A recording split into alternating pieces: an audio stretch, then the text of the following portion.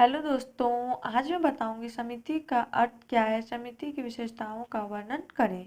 व्यक्ति की आवश्यकताएं अनेक है, वह सभी आवश्यकताओं की पूर्ति अकेले नहीं कर सकता। इन आवश्यकताओं की पूर्ति के लिए वह इन व्यक्तियों का सहारा लेता है। इस तरह पारस्परिक सहयोग का एक संगठन तैयार होता है जो समिति कहलाता है। दूसरे शब्दों में हम यह कह सकते हैं कि व्यक्ति अपनी आवश्यकताओं को पूरा करने के लिए कुछ नियमों के अंतर्गत जिस संगठन का निर्माण करते हैं वही समिति है। मैकाइवर ने व्यक्ति की आवश्यकताओं की पूर्ति के 3 साधनों को बताया, जिनमें उसने 2 साधनों को बिल्कुल ही असामाजिक एवं असभ्य कहा है। उसने तीसरे साधन को महत्वपूर्ण और उपयोगी माना है। उसके अनुसार 2 साधन तो बिल्कुल ही असामाजिक और असभ्य है। वे निम्न है: स्वतंत्र रूप से अपनी आवश्यकताओं की पूर्ति करना, अपनी आवश्यकताओं की पूर्ति के लिए दूसरों से संघर्ष करना। स्वतंत्र रूप से अपनी आवश्यकताओं की पूर्ति करना यह बिल्कुल ही असंभव है। कोई व्यक्ति केवल उन्हीं तरीकों को अपनाए जिनसे केवल उसी का हित होता हो तो वह अपनी कुछ आवश्यकताओं की ही पूर्ति कर सकता है। व्यक्ति के जीवन में अनेक कठिनाइयां आती है जिनका समाधान वह अकेले नहीं कर सकता। कोई व्यक्ति गांव शहर से दूर किसी निर्जन स्थान पर अकेले रहने लगे तो वह उन सभी आवश्यकताओं की पूर्ति अकेले नहीं कर सकता जो वह अन्य व्यक्तियों के साथ रहकर करता था। निश्चय ही वह व्यक्ति व्यक्तिगत सहयोगों के महान परिणामों को भोगने से वंचित रह जाएगा। अपनी आवश्यकताओं की पूर्ति के लिए दूसरों से संघर्ष करना। कुछ व्यक्ति समाज में रहते हुए भी परस्पर सहयोग की भावना न रखते हुए इन व्यक्तियों से संघर्ष करते हैं। वे किसी मूल्यवान वस्तु को जबरदस्ती प्राप्त कर लेना चाहते हैं जिस पर दूसरे व्यक्तियों का अधिकार होता है। ऐसी स्थिति में व्यक्तियों के समूह में तनाव उत्पन्न हो जाता है और सामाजिक संरचना बिगड़ने लगती है। मैकाइवर और पेज की पुस्तक सोसाइटी में उपयुक्त दोनों ही साधनों को आवश्यकता पूर्ति के लिए अनुपयुक्त ठहराया गया है। मैकाइवर ने आवश्यकता पूर्ति के तीसरे साधन को महत्वपूर्ण बताया। इस साधन के सहारे व्यक्ति विशेष नियमों के अनुसार मिलजुल कर काम करते हैं और आपसी सहयोग के द्वारा अपनी आवश्यकताओं की पूर्ति करते हैं। उसके अनुसार यही तीसरा साधन समिति है।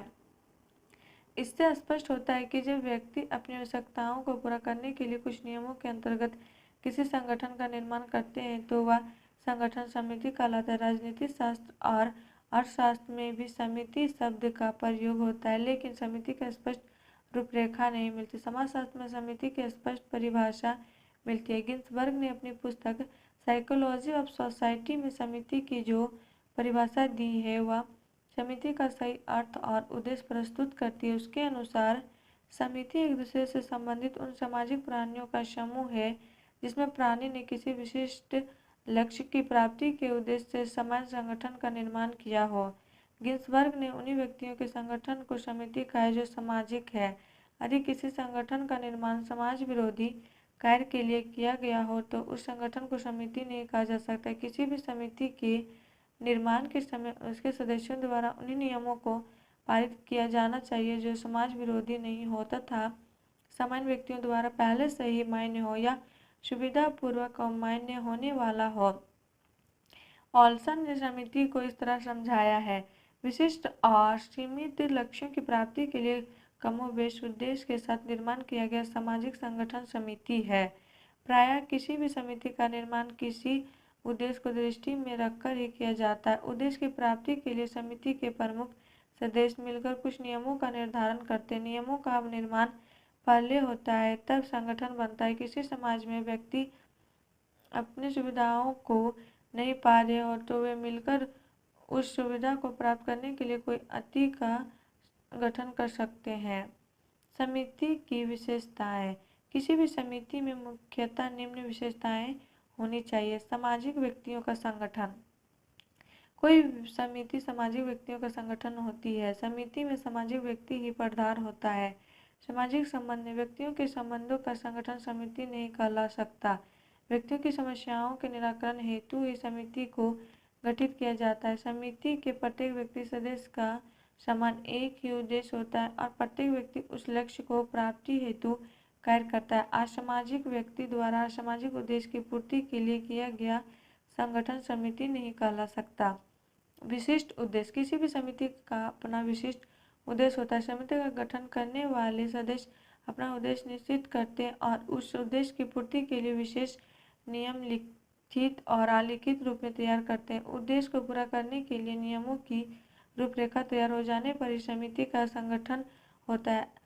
ऐसा कभी नहीं हो सकता कि पहले समिति का संगठन कर लिया जाए और उसके बाद उद्देश्य तथा उद्देश्य प्राप्ति के नियमों की प्रतिस्थापना की।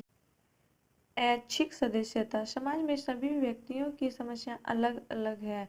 उन समस्याओं के निराकरण के लिए उनके लक्ष्य में अलग अलग है। किसी व्यक्ति की किसी समस्या की पूर्ति किसी विशेष समिति का सदस्य बनने से होती हो तो वह उस समिति का सदस्य बन जाता है। उसका सदस्य बनना उसकी इच्छा पर निर्भर करता है। अगर उस व्यक्ति को लक्ष्य पूरा होता नहीं दिखाई दे तो वह कभी भी अपनी सदस्यता समाप्त कर सकता है। एक व्यक्ति के लिए जो समस्या हो सकता है वह समस्या दूसरे के लिए नहीं हो सकता।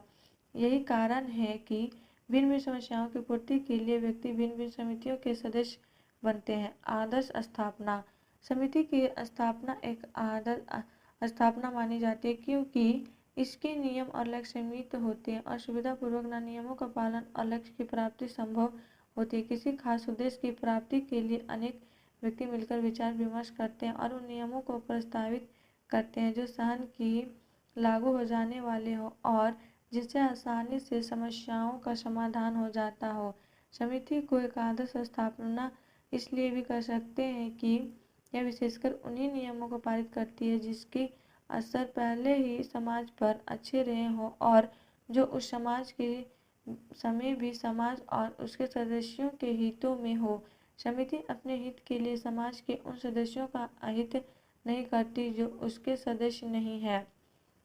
अस्थायी प्रकृति। प्रायः समिति की प्रकृति स्थान नहीं होती। ऐसा देखा जाता है कि किसी खास उद्देश्य को लेकर समिति गठित की गई और जब उद्देश्य की पूर्ति हो गई तो समिति भंग कर दी गई।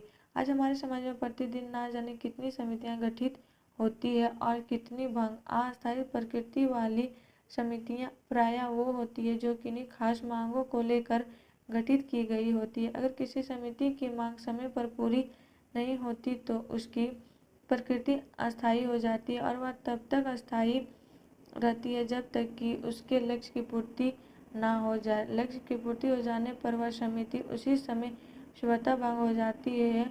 हो सकता है कि वही समिति किसी दूसरे लक्ष्य को लेकर अपना पुनर्संगठन करे, लेकिन चूंकि लक्ष्य की प्राप्ति के लिए संगठन होता है और फिर लक्ष्य की प्राप्ति हो जाने पर संगठन भंग हो जाता है, इसलिए यह कहा जा सकता है कि समिति अस्थायी प्रकृति वाली होती है। नियमों पर आधारित। कोई भी समिति नियमों पर आधारित होती है। वह अनेक नियमों और उपनियमों के सहारे अपने लक्ष्य की प्राप्ति हेतु प्रयत्नशील होती है। वह अपने नियमों के माध्यम से सभी सदस्यों को नियंत्रित करती है। कोई सदस्य अगर समिति के नियमों का उल्लंघन करता है तो उसकी सदस्यता समाप्त हो जाती है। उदाहरण के लिए कोई जनजातीय समिति है जो अपने उत्थान के लिए विभिन्न मांगों को लेकर गठित है। वह अपने नियमों के सारे सदस्यों से सदस्यता शुल्क लेती है, उन्हें आम सभाओं में शामिल करती है तथा प्रदर्शन करवाती है। इसके अतिरिक्त उसके पास लक्ष्य प्राप्ति के लिए अनेक नियम होते हैं जिनका पालन नहीं करने पर सदस्य की सदस्यता समाप्त हो जाती है। एक खास संरचना। समिति की खास संरचना को औपचारिक संरचना कहा गया है। यह इस प्रकार की संरचना होती है जिसमें व्यक्तियों के अधिकार बंटे होते हैं। कुछ सदस्यों को विशेष अधिकार प्राप्त होते हैं और कुछ सदस्य मात्र सदस्य भर ही। सदस्यों के बीच तो कोई संबंध होता ही नहीं। अगर होता भी है तो वह औपचारिक ही या औपचारिक संबंध न होकर मुलाकात ही होती है, क्योंकि आम सभाओं में या रैलियों में एक दूसरे से मिल जाते हैं। इनकी पहचान आम सभाओं तक ही सीमित होती है। समिति की संरचना में परिवर्तन होने से नियमों में भी परिवर्तन है। ऐसा तभी होता है जब संरचना से उसके उद्देश्यों की प्राप्ति होने में कठिनाइयाँ होने लगती है। और आप लोग को वीडियो अच्छी लगी तो please like and subscribe my YouTube channel and share जरूर करें।